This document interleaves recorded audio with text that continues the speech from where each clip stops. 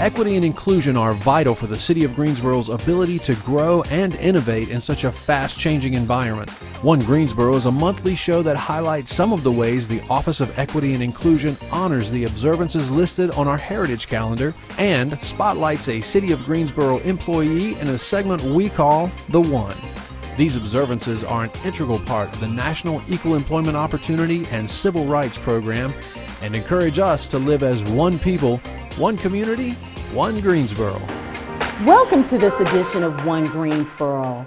Today, we are so happy to be back at the Greensboro History Museum, but today we'll be talking with the curator and his daughter, who was recently, believe it or not, on a nationally televised show. We're going to walk through one of the recent exhibits that they just put in the museum not too long ago, and as always, we'll also have our edition of The One. This month's episode, we'll be talking with one of our co-leaders for the African American Network Employee Resource Group.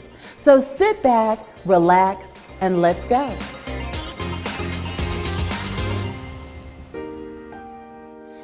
Today we are celebrating Black history, and what better place to celebrate than the Greensboro History Museum. I am thrilled to talk to one of my good friends, Mr. Rodney Dawson. Hi, Rodney. How you doing? I am wonderful. How are you? Doing well, now that you're here. Oh, see, that's what I like. That's what I like. So, Rodney, tell us a little bit about your position here and some of the things you do as far as what your position entails with the History Museum. Well, really quick, I'll just go over some personal history. I'll make it fast.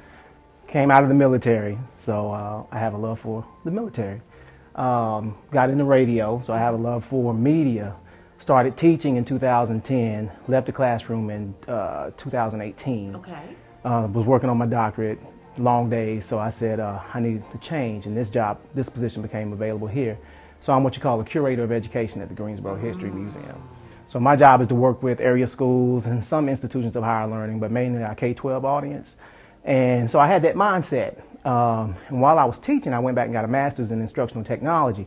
Didn't know there was such a thing, but I was teaching. I had some kids that I was giving an assignment. They wouldn't want to do it, but I pulled out an iPad and they were like, oh, they were all in then. I bet they were. Yeah, so I found out there's a major for that. So I went to A&T, got my master's in that.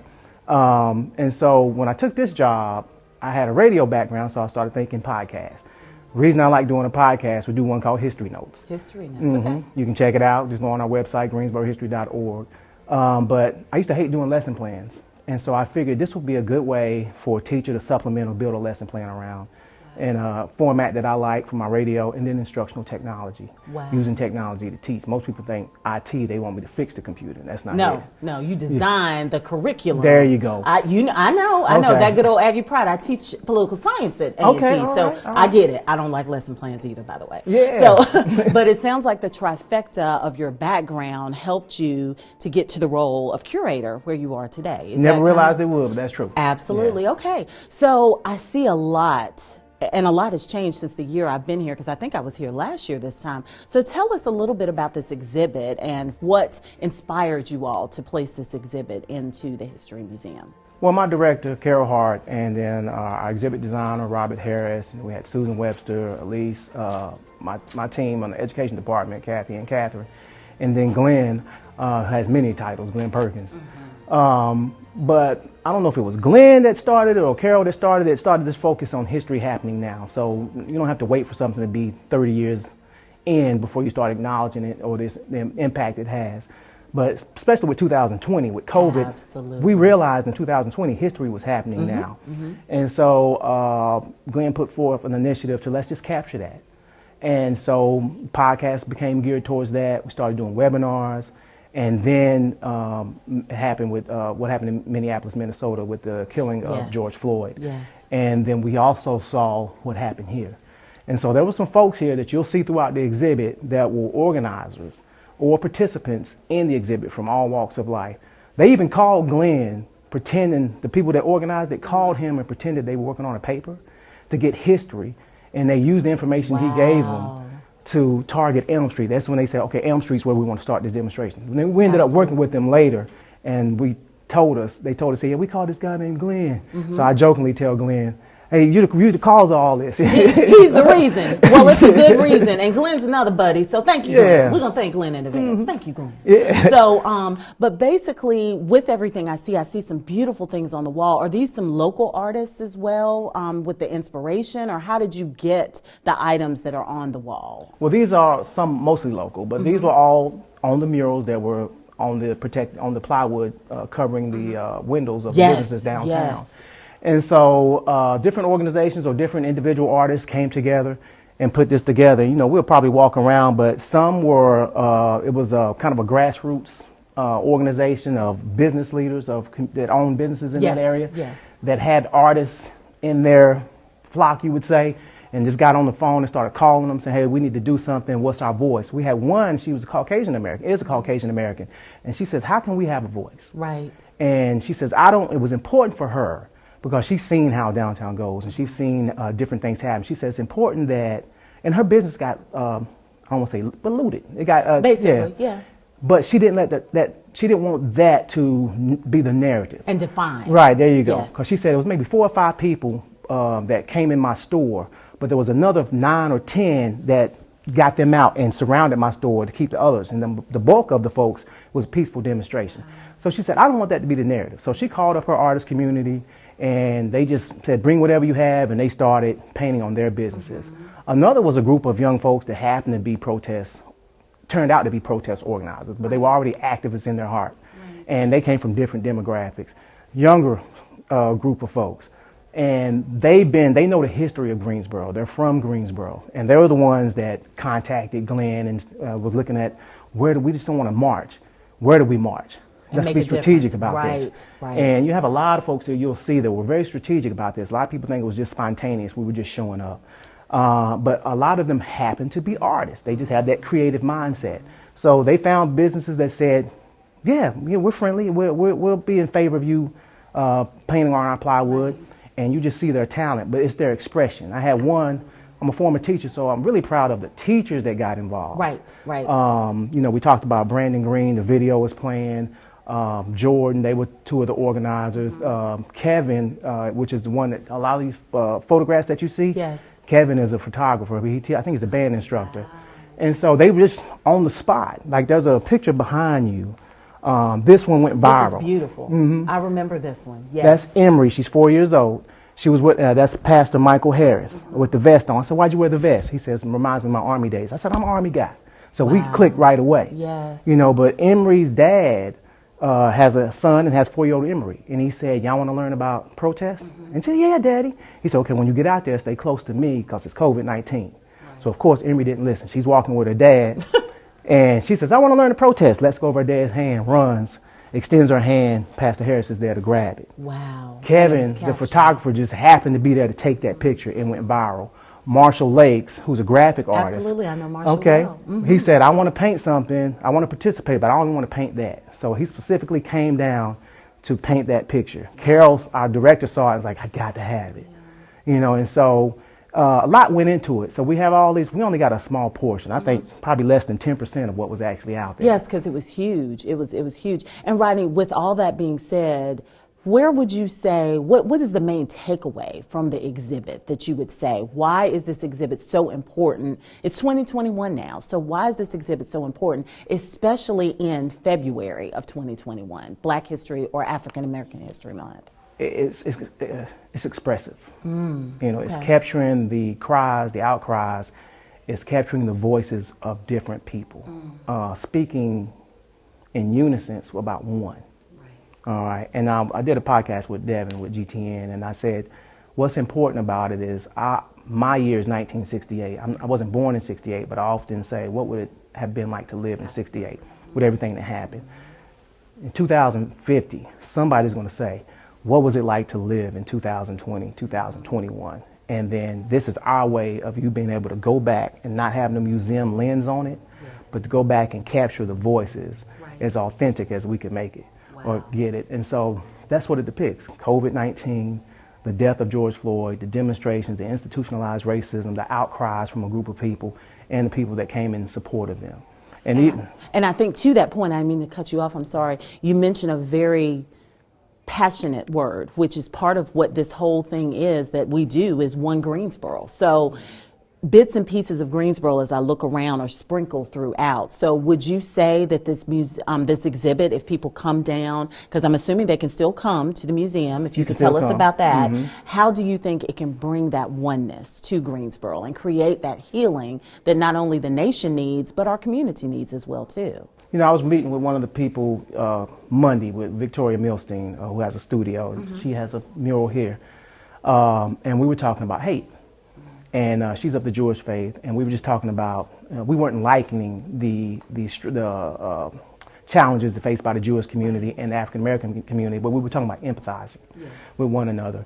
And I said, it's hard to hate people you know. You know, desegregation did a lot. That's why you saw those demonstrations with people of African Americans, Caucasian Americans, Latino brothers and sisters, everyone, Native Americans. It's because they go to school together in large part. And so they see these things on television, these stereotypes, but they say, I go to school with someone that looks like that and he doesn't act that way, or she doesn't act that way. Right. So they came out. And so but you got to be able to hear someone's voice. Even if you don't like it, you have to be able to express yourself. Be open. And then even if you don't like it, be able to receive it. And start the conversation. There you go. Which I think is so important, and I think so many of us miss. And I really, truly think bringing a group, hopefully you can do that and tell us about in the next question I'm about to ask, but bring a group here and just start having conversations about your background, my background, and how we can heal. So with that, how can people come down? Is the library, the library system, which the History Museum is a part of, is this part still open where people can come? Tell us what they can do. It's still open. You can come Tuesday through Saturday, 10 to 5. Okay. Anytime, and it's based on occupancy. So if there's X amount of people in here, you may have to wait, but it's 18,000 square feet. You can walk around any other exhibit and wait your turn to come in here. We also have a large online presence where we're trying to talk about democracy. Glenn does lunch tables, democracy lunch tables. We do our webinar series, Teaching Controversial History. We did that in August. Holocaust education. Yes. So there's an online presence. Just go on greensborohistory.org. Okay. And again, you can make your way down here. But that's the reason, what you just said, it summarizes why we started. Absolutely. We don't want to influence any voice, but we want you to be able to come here and talk. Absolutely. And from that, you know, change can come or progression can be made. And it's pieces of now. Just speak your piece. Absolutely. And grow from that piece. Right. That's what we're hoping. Well, Rodney, thank you so very much. Thank you. I'm excited today because it's a father-daughter day. So I not only get to talk to one Dawson, I'm about to talk to two, but thank you so very much. You're going to talk to the smartest one. Next to my wife, that's the smartest one. And I'm going to remember that and tell them both you said that. So thank you so very much, Rodney. And definitely we will be continuing to talk. So thank you. Absolutely. Thank you.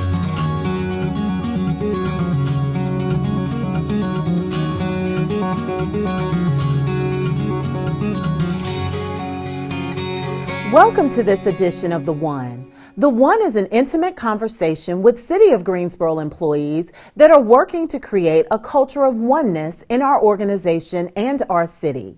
This conversation will allow you to get to know them and hear their thoughts on our journey to create One Greensboro.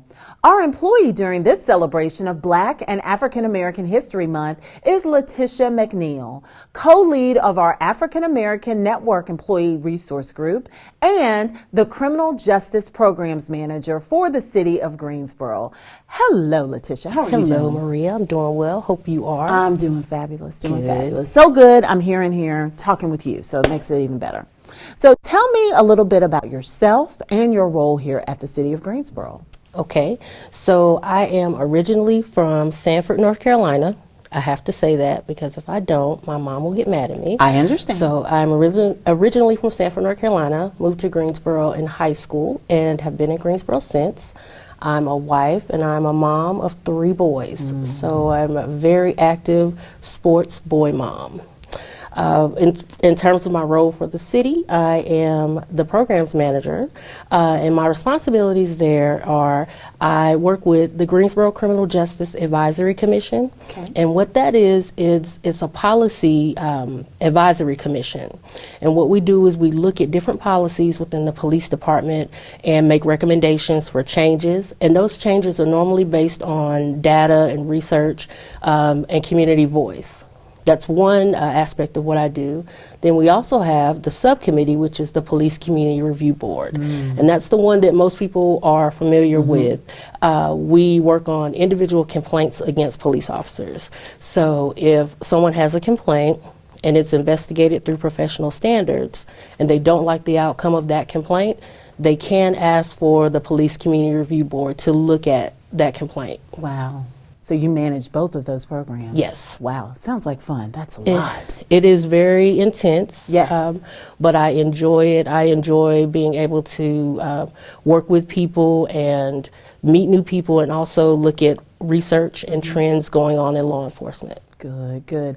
And I have to ask as well, too, because it's my tradition. So being a Greensboroan, what high school did you go to? Southern Guilford.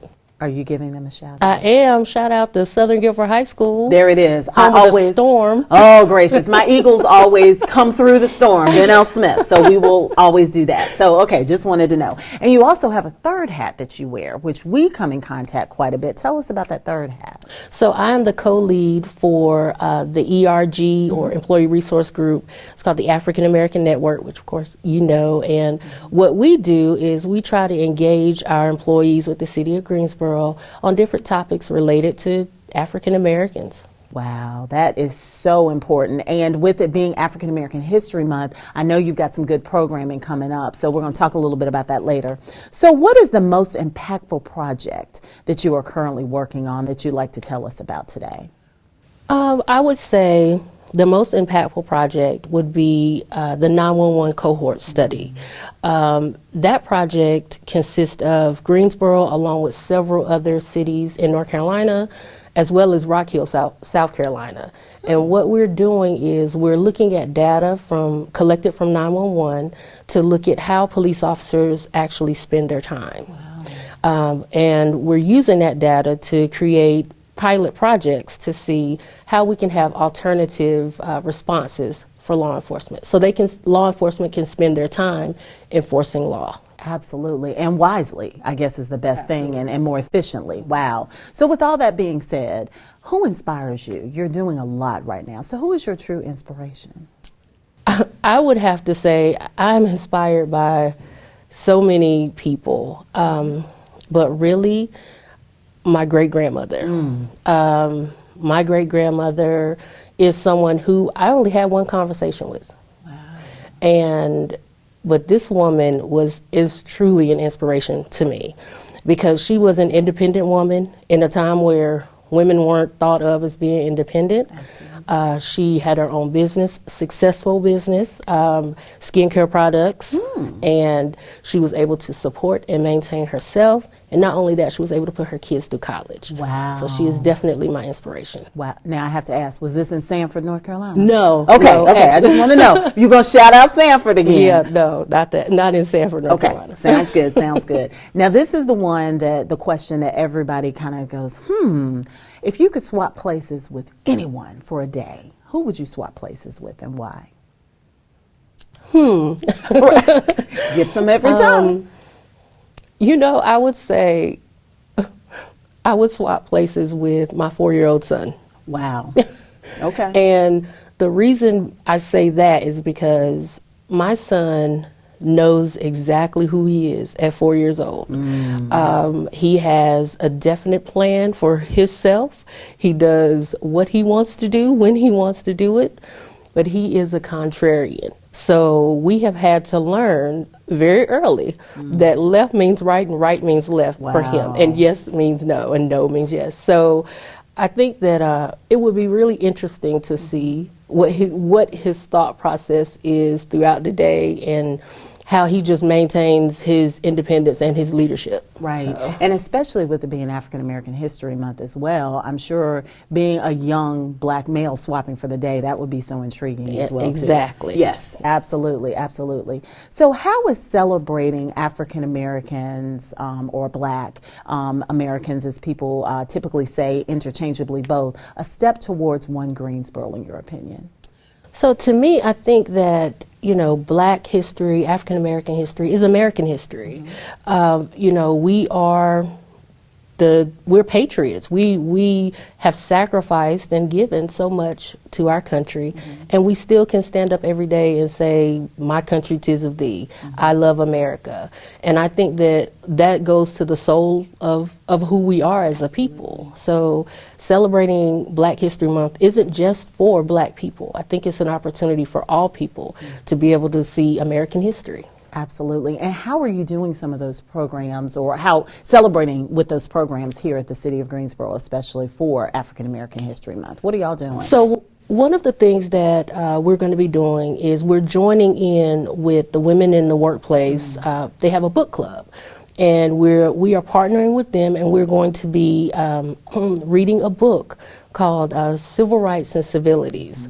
And it's excellent book. Yes. It talks about the history of Greensboro and the civil rights movement. And I think that for Greensboro residents, it is a book that should be on all of our shelves. Because as I read it, I found out things that I never knew. And as a person educated in Guilford County schools, we should know. We should know. And Absolutely. So I think that this is a great opportunity for us to really learn about Greensboro. That's one of the things we're doing. And then we're also going to have a lunch and learn where we're going to be talking with people within the city, past and present, and just talking about their experiences and how they got to where they are. Wow, and that's for employees, so that should be intriguing, so you can kind of see the old and the new. Exactly. Sounds good. Oh, I can't wait to be there. My last question, and you kind of hint on it a little bit already, but how can we take some of the things we're doing internally for our One Greensboro within the city where we work and make it applied to the whole entire city of Greensboro that we love? I think and that make One Greensboro. I think that what we can do is be open and honest. You know, people don't always get everything right. And I think that we need to make sure that we acknowledge that. Yes. You know, maybe there were things that are in our history that are not so great. But if we continue to sweep them under the rug, then we'll never deal with them. We'll never heal from them. So I think being open with each other, celebrating our uniqueness, because the thing I love about Greensboro is that it is so diverse. Yes. And I think, you know, you can go to different parts of the city and see different types of people and have different experiences. So I think continuing that is one of the things that we can do. Wow. Well, Latisha, I just applaud you with all of your projects, the things you're doing to reach out into the community. But most of all, I have to say thank you so very much for being the co-lead for African American Network. Y'all have done a phenomenal job, especially diving deep in the last year that we've had with all of our employees, not just our African American employees. So thank you all so much for what you do, and thank you. Thank you, and that has certainly been my pleasure to participate. Thank you. Thank you.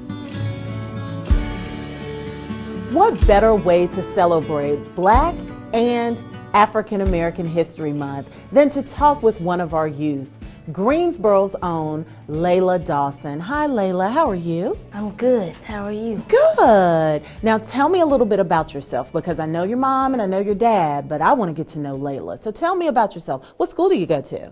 I go to Swan Middle School here in Greensboro, North Carolina. I'm 12 years old and I'm a 7th grader. You're a 7th grader. Oh, I remember 7th grade. I went to Lincoln Junior High. That was a long time ago before we started doing middle school. So tell me, Layla, what do you like to do? I like to dance, and also I take Taekwondo. I enjoy that too. Oh, you enjoy all of that. Great. So you did something a little bit different this time. Tell me about what you were recently involved in and why you decided to do that. Well, the principal nominated me to come on the Kelly Clarkson show to talk about the sit-in movement. So my dad had to persuade me into doing it, so I did it. Okay.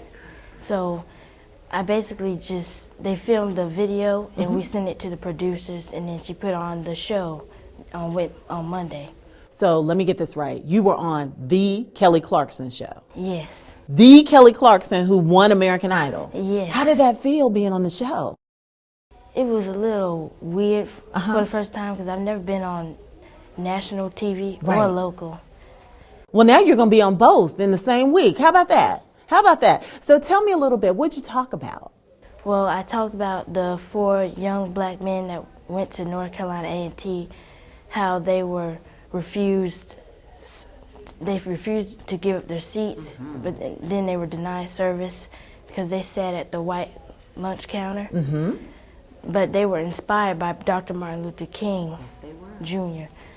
And why do you think, oh, keep going. Oh, no, you can go. I was just going to ask you, why do you think Dr. King was so important in what they decided to do? Why do you think they said, we're going to risk everything and we're going to go with what Dr. King said and sit at this lunch counter? Similar to what's behind us. Why do you think that's important? He inspired a lot of people to make a change peacefully, so they decided to do what he did because they were also inspired by him. And you know I'm inspired by you, don't you? I didn't know that. And you know now. Guess why? Why? Because you took the time to turn in a video. You're sitting here with me and you are learning about your history, and that is so, so important. Is there anything else you learned while you were kind of doing your research and talking for the video and on Kelly Clarkson that you want to tell everybody about? I learned that almost 300 people joined them just to protest over a whites-only lunch counter and other problems that African American people go through. Absolutely. Do you think you could do that today? Yes. You do? And you know what? I believe it. Can I come with you? Yes. We can protest together. All right, Bring we will your do mask. that. We will do that. So what do you want to be when you grow up? Because I see a lot of things in your future with just talking to you now. What would you like to be when you grow up?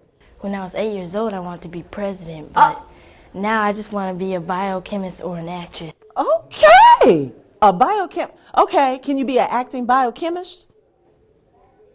I think so. Okay, we'll work on that. I'll be your agent, okay? And that means I'll sell you. I can sell stuff real good. But what do you feel about Vice President Kamala Harris becoming Vice President yesterday? What do you feel about that? She showed us that not just men can have a big part in our country, women can too. Absolutely, absolutely. So how did I do compared to Miss Kelly Clarkson? Did I do okay? Well, interviews are better than having to remember a script and making it seem natural, so this was easier. High five virtual. There you go. Thank you, my Layla. And is there anything else you want to tell anybody else about Black History Month and why they should continue to celebrate it all month long? Well, I think you should celebrate everything that we've gone through and how we are here now with no more separation of whites and colored and all that stuff. Absolutely, absolutely. I bet your daddy won't have to convince you next year to do something, right? Yeah, you won't have to. Absolutely. All right. Well, thank you so much. We appreciate you coming today. You're welcome. Thank you.